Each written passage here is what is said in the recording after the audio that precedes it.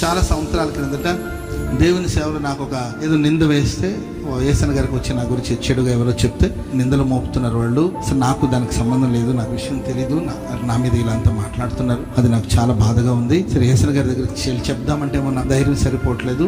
అప్పుడు మా బావగారు నాకు ఒక మాట చెప్పాను, ఈ విషయంలో నువ్వు నిర్దోషివా అని అడిగారు. 100% నేను నిర్దోషిని. ఇది నిందేనా లేకపోతే దోషం అంటే ఇది నిందే, నేను దీంట్లో నిర్దోషిని. అప్పుడు మా బావగారు అన్నారు, నీతిని నిలబెట్టడానికి కోసం స్తంభాలు అవసరం లేదు.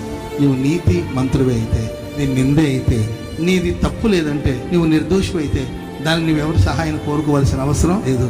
నువ్వు నిర్దోషి అయితే ఆ నిర్దోషత్వం నేను పైకి తీసుకొస్తుంది ఒకరోజు. నీతి మంత్రులైతే ఎందుకు కంగారు పడాలి? మన నిర్దోషులైతే ఆ నిర్దోషాన్ని ప్రూవ్ చేసుకోవడానికి మనం ఎందుకు ఆరాటపడాలి? ఆ రోజు ఆయన చెప్పిన మాట నేను తీసుకున్నాను. ఓకే, నీతి మంత్రులకు దేవుడు తప్పక జయం ఇస్తాడు.